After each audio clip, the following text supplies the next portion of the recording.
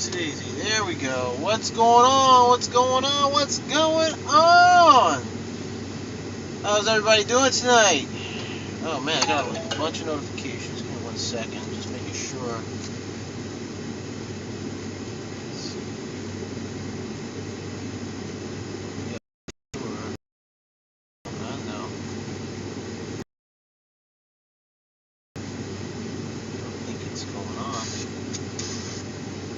Hey, John, he says, what's going on, everybody? Alright, the audio is good. Great time. I was about to get off for the night, but I'm staying. Thank you, sir. Thank you for sticking around. I'll put the chats up because I don't see it here on my other screen. Just making sure. Now, Park Slackers is AFL. What's going on, everybody? How's everybody's night going? Noticed that it's Tuesday, I believe, right? No, we're on Wednesday right now. No, Tuesday. What am I saying? It is Tuesday, the 15th. I hope everybody's Valentine's Day was well. Mine was pretty good, but we decided we're gonna celebrate on this weekend, this Saturday. So, I bought her some flowers, some chocolates.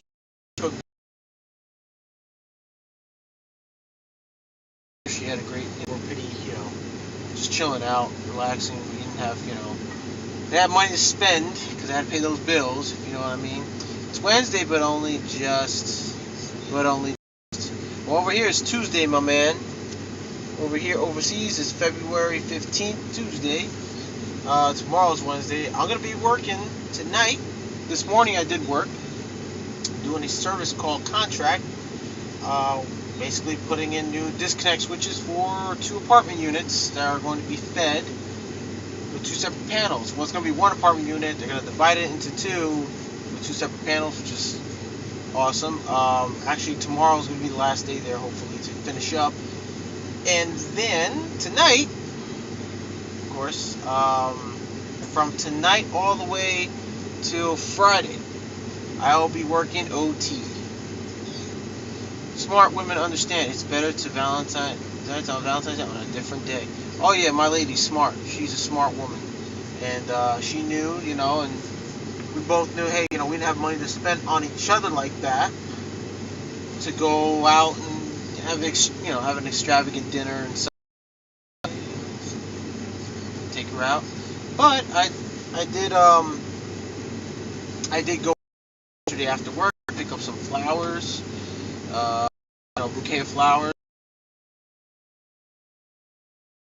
As I walked into the apartment, she was cooking dinner, which is great, and she did an amazing job. Her dinner was just beautifully done. Couldn't have it any other way. So, guys, tonight, yes, I'm working OT tonight from today, I believe, up until Friday. And tonight, I'm over here down. And if you can't, just throw in some guesses top of your head. If you can't, I'll let you know what it is. One place only, to do service calls. If not, it's cool. You know what? You guys are gonna know. So I might as well tell you. We're working at Guitar Center. Oh wait, I know you work for a company, but it might be good for you to get a position with an employer where you can make crazy bank on overtime because they don't want to hire more people. It's true. A week before, I know it's stupid, dude. It's really stupid. Luckily for me, ShopRite, supermarket ShopRite in my area. Anyways, yeah, I'll be working at Guitar Center here because we have a contract with National Service Builders. I believe is that what they're called? Builders. And us to guess, game's a little iffy. The service out here is a little eh. I'll be working in Guitar Center. I'm gonna say it again, Guitar Center here in downtown Brooklyn. I start at 9 o'clock, so I only got a few. We start at 9. By myself. There's gonna be another contractor here that basically I'm gonna be disconnecting power for these power for the registers, the outlets, and so forth. Quad receptacles, really, and I'll be disconnecting also the LED counter lights that have the drivers in. So I'm going to be disconnecting that, removing them. Then they're going to remove the shelves, the register counters, and then replace them with brand new ones. I have a few guitars and I don't play. I think there's 8 or 9 of them. Get to it, man. Take some guitar lessons, bro. You know, there's a lot of people who get, self-taught. Pretty cool. But yeah, I'm gonna be working here. Always so I'm gonna remove all the quad receptacles and the LED drivers for the counters. The guys are gonna come in, replace them, and while they're replacing the counters, because they have to build them, I think from scratch, really. I just gotta come back here and sit here from, whatever time I have to sit here until they finish, and then I gotta go back in, reconnect all the power and all the lights and the outlets on the counters, and then go home. So basically, it's gonna be doing that for a couple of island counters here and there. So that's gonna be about a 4.5-hour job, I believe, from what it's estimated, depending how fast they can put up these counters, the register counters. And yeah, basically I'm just go in, disconnect power, come back here, wait till probably like midnight or 1 a.m. for them to call me back in, reconnect everything, and then that's it, go home for the day. So I don't want to play. They were my dad. Oh, they were your dad's, dude? I'm sorry. Yeah, alright, yeah, definitely don't touch it. JFL says, have you ever thought of getting into electrical at data centers or places like that? It's a bit of a specialization, but very critical. One probably well-paying positions. I'm gonna be honest with you, Zayfiat, and I've told this in multiple live streams. I don't know if you have been keeping up, or maybe some of you guys know that I'm the type of guy. As an electrician, I want to do everything electrical except being a linesman. That or a splicer. That I don't want to do. That's the most dangerous work. But as a wireman, what I was taught in trade school is from basic hand tools, basic electrical, basic electrical theory, all the way to PLCs, programmable logic controls.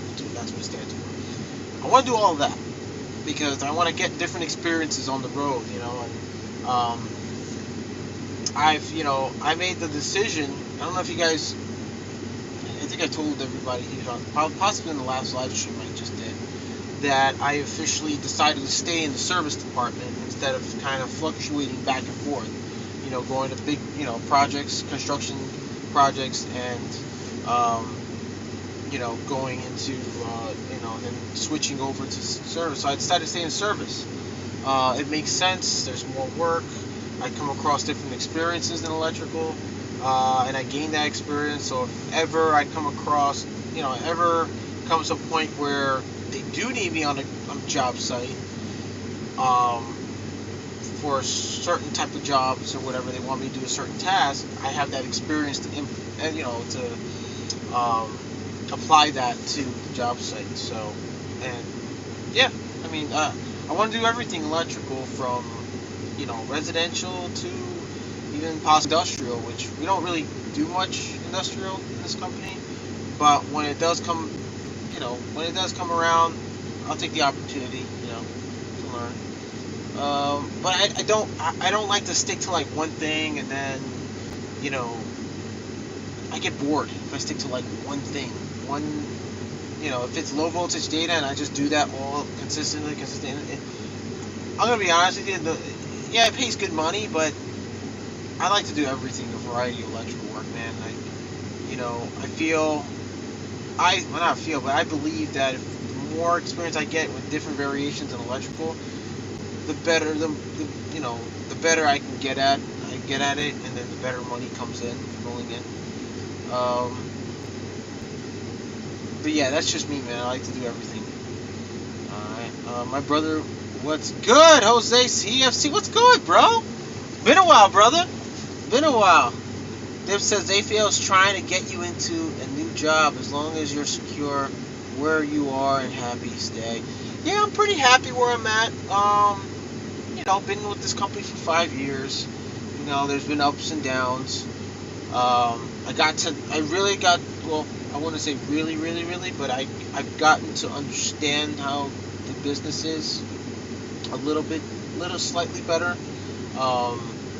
There are some ugly sides, there's some good sides, it comes with, working either non-union or union, or for any business, actually. You're going to come across a lot of,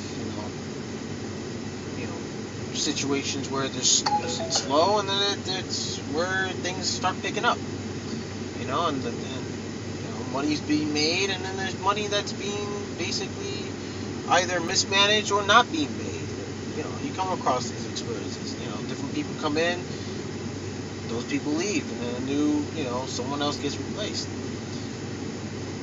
Yeah, I know, I've been MIA, yo. Yeah, man, stick around, dude, if you can.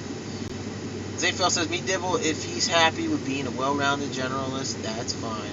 But the industry likes specialization and pays accordingly.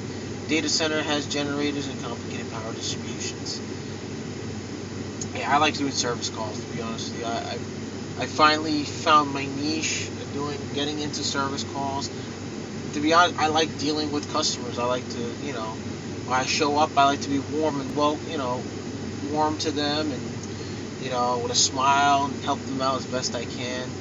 And and the tips come in really good too. That's a plus. Like, I work hard enough to make the customer happy. They give me tips, and the tips come in really, really good.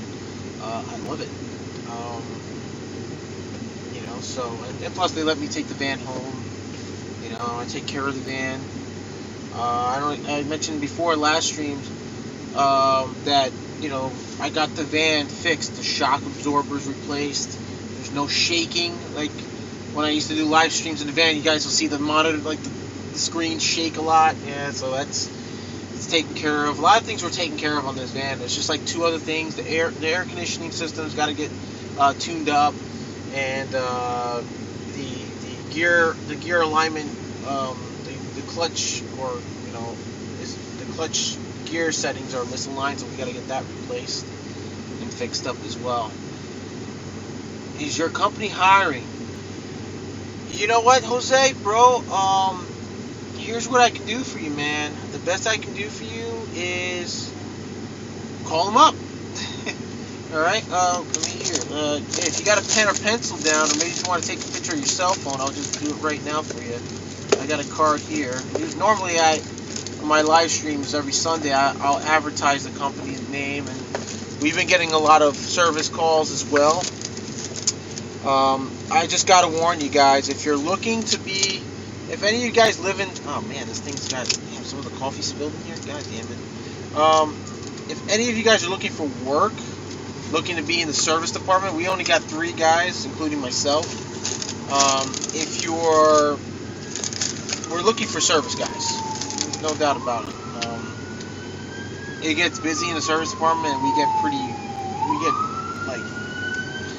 a little overwhelmed from time to time. But lately we've been getting overwhelmed a lot. Oh man, all my cards are all wet. You gotta be kidding me. They're all, I gotta get new ones. So normally I'll just show it up right now. I don't know if you can see it, buddy. Focus. Let me focus it really better. So here's the number. It's probably in reverse. So I'll just give you the number anyway. So the number of the company's Leader Electric. It's 212-665-0606. That's our contracts department. But if you want to call the service department, it's 212-665-0600. That's 0600. All right. Again, that's 212-665-0600. That's our service department. It might directly to our service department manager. But asked if to speak with Agnes. Agnes is our service department head. Not service department, HR. So she does mostly the hiring. So he'll patch you through to the main line with her and take it from there, buddy. But we were definitely looking for service guys. I believe last I heard we're looking for service guys. Unfortunately, they don't have vans. Sorry to say, it sounds a little crummy, but we don't have a lot of service vans. We only have two. I'm driving one. Another guy who lives out in Queens takes one home, and then we have a third guy who has his own vehicle. Now, if you have your own van or pickup truck, preferably a van like this, or if you have a minivan that you take with you to work, they do offer to pay for insurance. They pay during company time. They pay for your vehicle's gas, tolls. What else? Gas, tolls, and oh gosh, what was the other one? And obviously, it's like parking. Like if you got to park in a parking lot, and you got to, yeah, basically that. If you need to park in an indoor parking space and you got to pay for it, then they'll pay for that as well. You're issued also, every employee is issued a company credit card.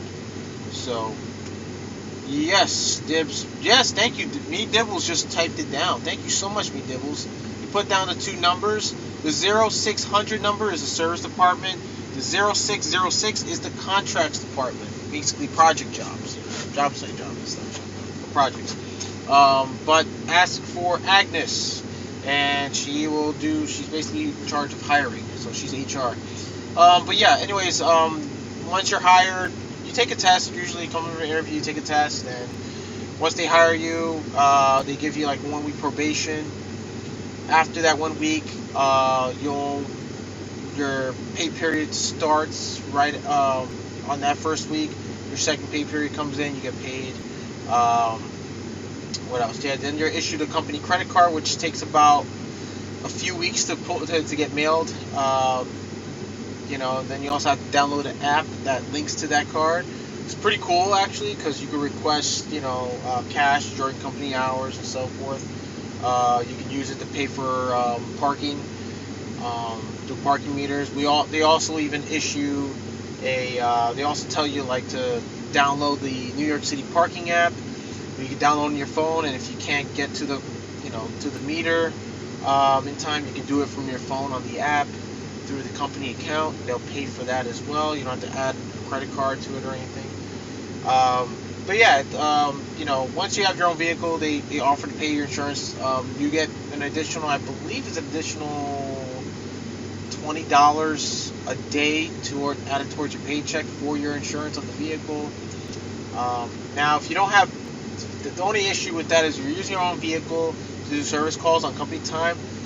You can't park on 3-hour parking, commercial parking, because you don't have commercial plates. You can't park. So that's the only drawback. We have a guy who works in the company who has his own vehicle, but instead of switching to regular plates, he decided to switch over to commercial plates, and the company's paying for it and stuff like that. So it's pretty cool, Agnes, I hope that. Oh, you almost got it. It's actually Agnes. But you're close, Dibs. So yeah, speak with her. She's in HR. See if she can just maybe arrange for you to send a resume and come in for an interview. There's a multiple choice. There's a handwritten test, and then there's also a hands-on test. So you're gonna be basically doing hands-on like pipe bending and wiring and stuff like that. So if you are, if you're good with conduit bending, that's great. One up to you. If you're not, start practicing. A lot of guys come in, they're like, oh, I'm not so good at, because that's the part that kills the guys who don't know how to conduit bend, or they don't do it as often. I usually like to advertise and say, hey, tell you guys, not advertise, but tell you guys ahead of time, like, look, there's a hands-on part of the test where it involves a conduit bending. So if you don't know how to do your conduit, start practicing now before you start, doing that. Let's see, I'm missing the chats here. I'm sorry. I recently John is like, people data centers are deep, dark hole often with no else there. Else there now. But yeah, Jose, man, give him a call, dude. Give him a call, definitely. Give him a call. We definitely need guide to service. So, definitely, bro. Hold on. Dib says, I can look back on old streams and post it in comments. Yeah, you can go back to my previous live streams on the Sunday Funday Q&As, and I almost like beginning of the stream, I advertise right there and then for the company. So use it to pay for a gentleman's cabaret. Sign me up. Unfortunately, if you're talking about the company credit card, you have to use it on company time. So if you're working after hour, well, you're not working after hours, but if you're off the clock and you're trying to request money, the first thing that's gonna happen is the boss is gonna ask you like, what do you need it for after hours? Like, what are you doing? Are you doing work? Are you working? If you're not working, you're gonna be like, well, I mean, they know. They just know, dude. Everything's on a computer database. They know when you're working, when you clock in, when you clock out. Which, by the way, for guys who are in the field, like on projects, they're gonna ask you to clock in on an app on the job site, and then clock out. And then when it comes to the service calls, you don't have to use an app. I have it here actually. The company issues you a tablet when you're doing service calls to do your service tickets. So here it is, the iPad, and basically it's pretty cool. Let me see, I can just get in here. Oh yeah, so this is the app for the parking meters, and then they put you into a software called Sage, so it's your service tickets and stuff. You just basically do all your hours, get the customer to sign and what have you, put down your reports, and the time you start, you just add the time you start, and then when you finish assignment, you clock out from that job, move on to the next job, service call. So tonight, let's see, it started at 9 p.m. to 12 a.m. Alright, so I won't be able to hit that until I start at 9 p.m. So yeah, it's different. All your hours are logged onto what we call the SSO on the tablet, on the iPad, and your hours are recorded, your work hours. That's pretty much it. There's somebody at payroll does all the add up your hours and your pay, and works pretty good. Sage is an invoice accounting software. That is correct, B-Dibbles. We use Sage. SSO, Sage Service Operations. So it's pretty cool, but it takes a little while to get used to, but I've gotten used to it now, so I like it. But I gotta say though, it doesn't beat Service Titan. Service Titan is like now one of like the best freaking softwares you can have when it comes to like contracts. It works well with electricians mostly, and HVAC techs, but HVAC techs use Bluon. That's another software for service tickets and stuff, and accounting and invoice. I heard that Bluon is a really good software for HVAC contractors. So if you're in the HVAC field, or if you're about to open up your business, go with Bluon. Bluon is one of the best softwares invoicing and accounting. And if you're an electrician, you got a license and you want to open your own business, go with Service Titan. Service Titan is like one of the best in the market right now. So let's see here. There should be a bonus to employees to employees that recruit if the person is hired and stays. I don't know if that's true with where I work, but if it is, I hear from most contractors that it depends on how many people you recruit. There's like a limit. Like if you end up hiring, if like the company starts getting so much work, they get overwhelmed, they need to start hiring people. And if you're one of the guys that finds a group of other electricians or service techs and stuff, and you get them all into the company, they all get hired, I think it's like a certain amount of numbers they'll give you like a bonus. I mean, it all depends on how well the company does. I mean, the company I work for is like it's a family-owned business. It's pretty small, um, but we really need good electricians and good service techs. Um, Overall, good electricians, whether you're a service or not. Hey, let me see something here. Can you guys see me without the light on? Oh wait, that's on. No, you guys can't see me that well. Okay. Okay. So anyway, just want to see that. I can bend conduit with my bare hands, but it's hard to pass wire through. Dibble says, you would hope so. Yeah, I would hope so, right? Sage is better on desktop. You have the mobile app. It's for the iPad. It works pretty well, but it's way. You're right. It's way better on the desktop. I use it on my laptop when I'm at home, so I can get access to it. But it works pretty well with this because if I need to take pictures of before and after, it does really well on the iPad. Not so. I mean, it's good on my phone too, but not as good. Not as good as the iPad or desktop. Yeah, pretty much it. You don't own that van, or is it? It is the company's, but they prefer new people who have their own vehicles. Well, this is the company's van. This is basically owned by the company. This is not my personal van, so this is the company property. Um, we had a fleet of vans. We had about, I would say, 6 or 7 vans, and when COVID hit, they had to sell some of them just to keep, the company afloat. It was just the most. This has had to be like one of the most darkest times I've ever worked with a company, and it really struggled. And we pulled through. And, we're still pulling through. But we have hard. We really have been having a hard time keeping guys. Getting keeping work. And right now it's kind of steady. Right now it's getting pretty steady. But we do need really good service guys in the service department.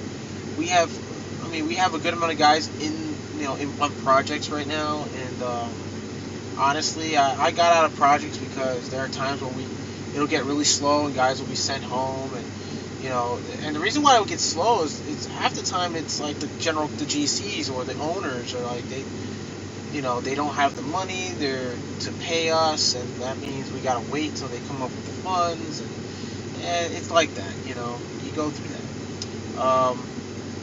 But the company right now, if you're gonna want to work in the service department, if you do have your own vehicle, I suggest if you have your own vehicle and you want to,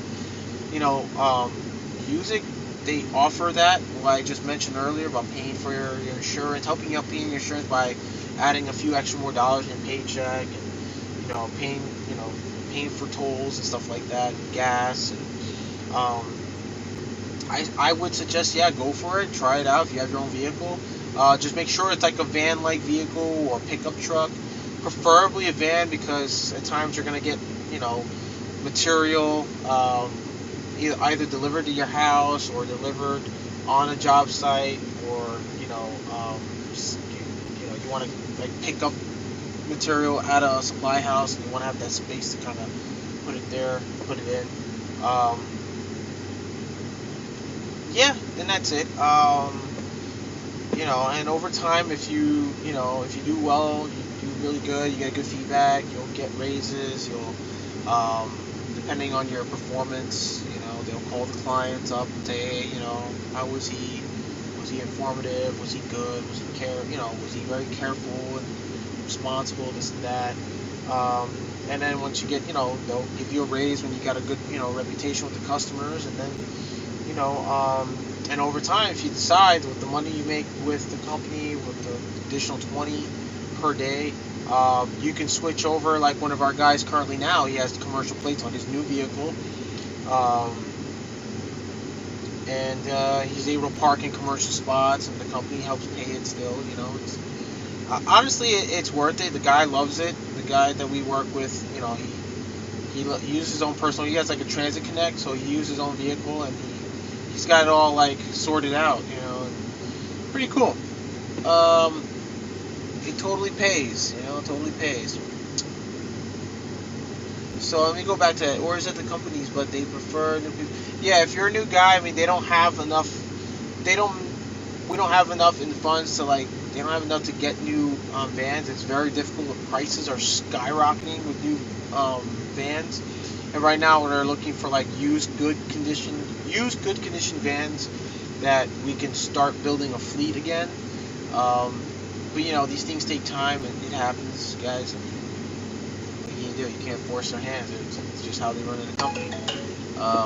You don't really get a say in whether you guys should get vans, and this company something. To each his own. Everybody's got their own opinions about who they work with and so forth. So, but if you like, for me, for instance, I mean, I've had my complaints in the past, but then I'm a real patient guy, and eventually I figured, I had to understand what was going on. I had to understand how the business was run, and I understand it now. It's tough. Zayfield says heels. Hell, I'd say you should be getting $2,000 at least for every employee that was referred by you that works out. Unfortunately, some of these guys that I refer to, and I don't refer them personally. There are a few, like one or two I did, but they just don't show up to the interview, or they just don't bother to call, and it kind of sucks, because I'm like trying to get them in, and I think they get really, I don't know if it's that they get deterred or intimidated, or maybe they get scared and like, well, I told John that I'm really good with this, but in reality I might not, I'm not really good. I just need the job. Look, all I gotta say is this, guys. If you're gonna go, call them up. Be honest. Be honest. I know it's tough that some guys want to come in and make like 35, 40 an hour, and we've had guys who've done that, and they'll come in and then not really know what the hell they're doing, but they'll manage to somehow talk their way into getting higher wage, or talk their way to the foreman and say, I really know what I'm doing. It's just I've been doing this in a little while, but I can get it. I'm a fast learner, this and that. And they'll give you like 1 or 2 days to figure it out, but after that, and they start seeing you're messing up and you're not doing a really good clean up job, then you're out. It is what it is. So be honest, be truthful. Let them know how long you've been in the industry, in the business at least, foremost. And if you're not good at conduit bending, I'm going to tell you right now, before you make that phone call, go to Home Depot, get yourself some 5-foot 1/2 inch or 5-foot 3/4 inch conduit, and buy yourself a bender and start practicing, man. Get yourself an Uglies book and start practicing. Watch YouTube videos. Make sure you know what you're doing on these on conduit. You're bending a lot of conduit when it comes down to the job sites. Let's see. Works out. So I don't like to now personally, and that's the reason why. Like, some guys just like if I was to personally recommend someone, they show up and they claim they can do this and that, and when it comes to the real thing, they're kind of screw ups, or they don't show up on time. They show up, and that's and a lot of times when they hire guys, I ain't gonna be upfront. A lot of guys, they hire guys and say, hey, we got a new crew member, and it seems like he's a mechanic and this and that, but a lot of times they'll end up like showing up late to work, or having an excuse saying, well, I was, the train was all busy, or I was stuck in traffic. Like, look, you're going to show up to a job site. If they telling you start time's at 7, be there at 6:30. 6:50, belts are on, hard hats are on, your equipment, tools, everything's ready to go. 7 o'clock, you're out the shanty and you're already out the shanty working. So that's what we look for. We get guys who come in late, guys who do service. Be on time in your service calls. Customers expecting you at 9 o'clock, you be there at 9 o'clock. Alright? It's almost 9 right now, actually, so let me see. Strap on spelled backwards is no parts. No parts! That's a great one. This old helmet. What's going on? Thank you for joining in. That's a great one. I like that. B Dibble says the problem with fleets is maintaining them and maybe even storage if the employees don't take them home. Private owned, if often easier and cheaper in the long term. That's another great point there. That's another thing. We used to have when we had the shop up in Harlem. They had a parking lot next door, outdoor parking lot, which they paid per vehicle, and we store the vehicles there. Now, guys are taking vans home. Now, here's another thing: if you live like in a neighborhood that allows you to park a commercial vehicle, or if you have a driveway, as long as you're not in an HOA neighborhood like I am, but now I can park out in the public street, which doesn't require no overnight parking, and I've been parking on the side street, which is fine. It's not that far away from the house. I can just walk up and then drive off. But if you have a street that doesn't give tickets out for overnight commercial parking, great. If you got your own driveway, even better, parking in your driveway. If you have a neighbor who maybe has a driveway you don't, or a landlord, and maybe you can work something out and say, hey, look, I'm taking a company van home or whatever. Those are things that you got to pretty much work out yourself.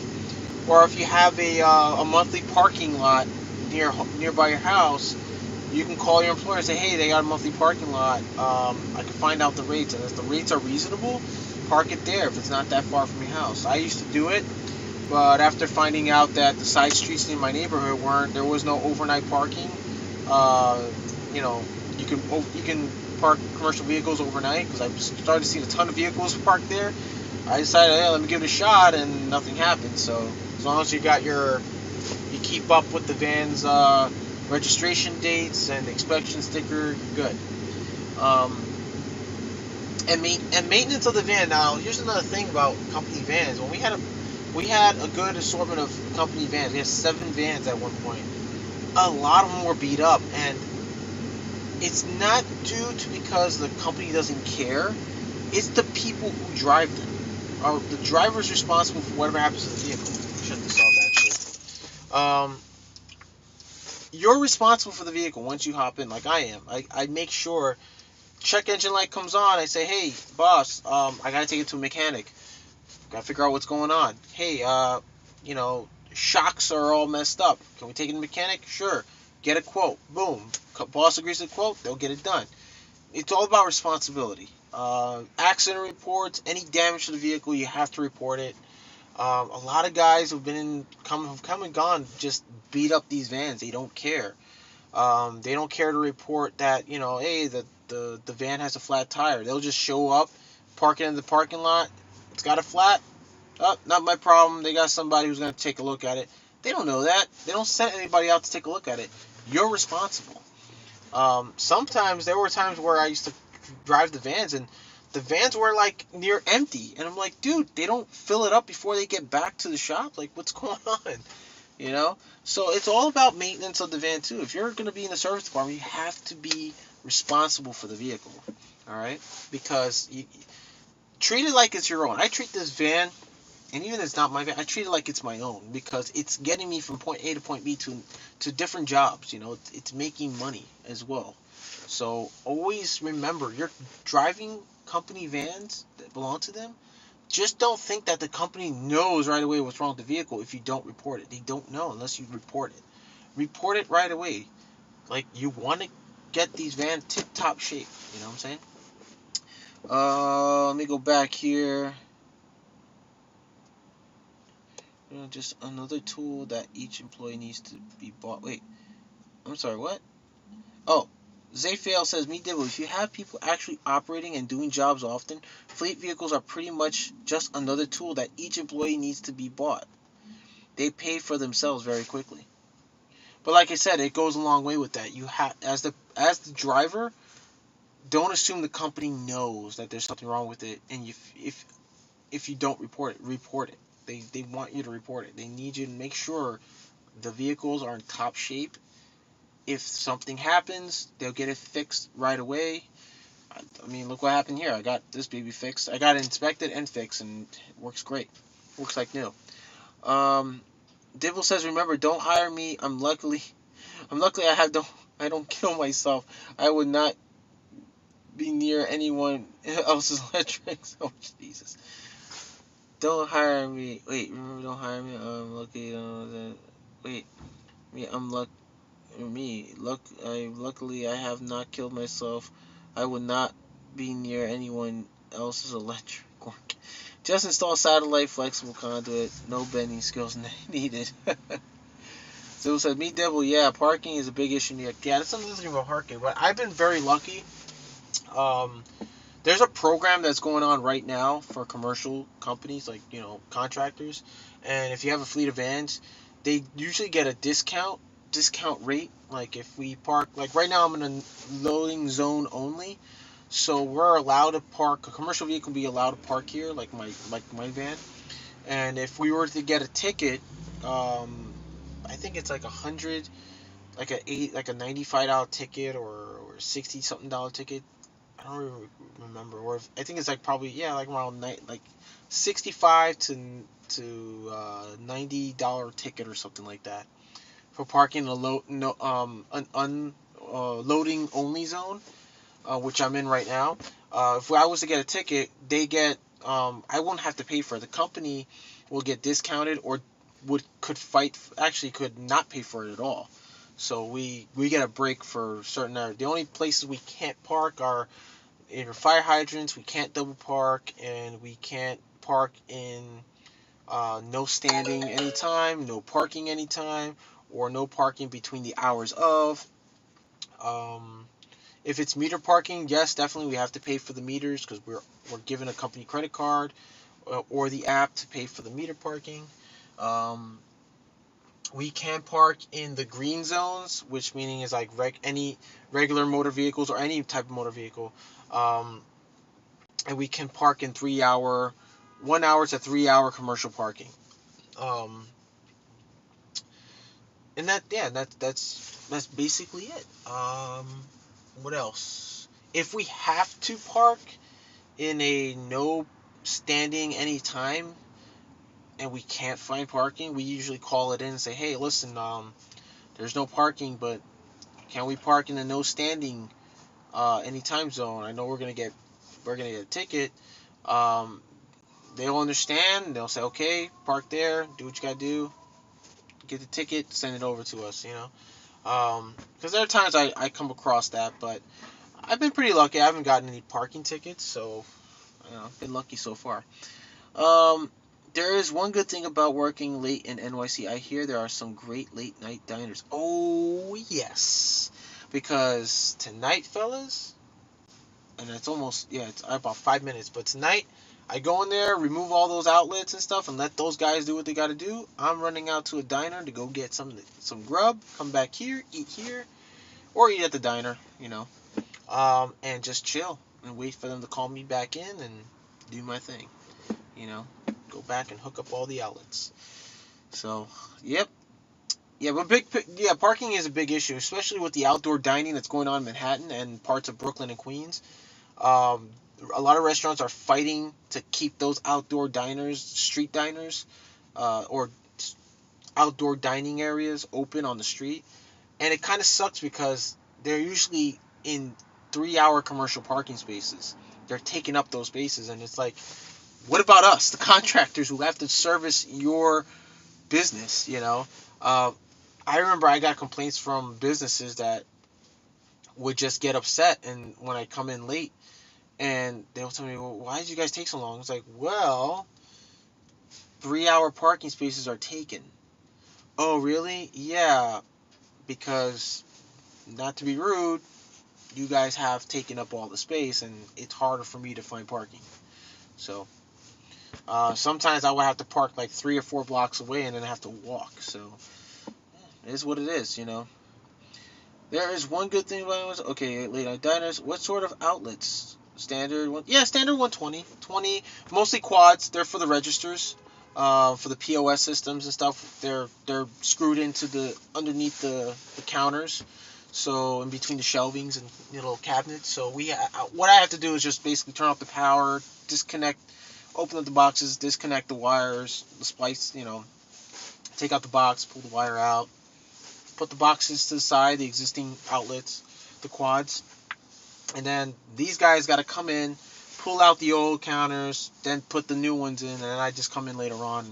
But they say it takes about 2 to 3 hours to build them, because it's one big island of counters, so shelving, so it's all custom made. So while I take that out and wait for them to do it, I just go out and get something to eat or something.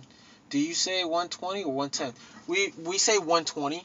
110 is an old school way, because back in the days, when you know DC power was being used in the streets, and then they converted to AC power.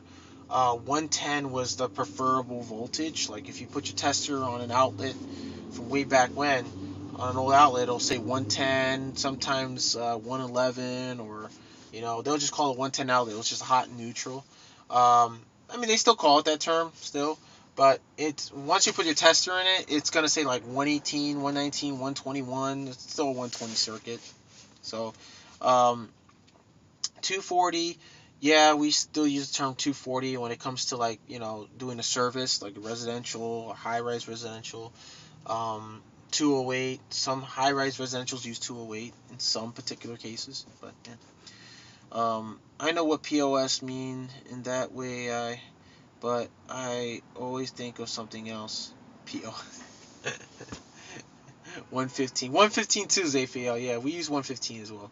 But listen, guys. Oh, man. It's going to be 9 o'clock. I got to get going. I got to go inside. Got to clock in. Listen, guys. Thanks for hanging out for tonight. Taking the time off to, stay in the chats. I appreciate all you guys for being here, It says one person's watching, but I see some of you guys are here. Zayfiel, me Dibbles, this old helmet. What's going on? Thanks for stopping by. Guys, Jose, thank you for stopping by, buddy. I'll see you guys next time, man. So have a good night. Take care. And I'll see you guys Sunday. Peace out.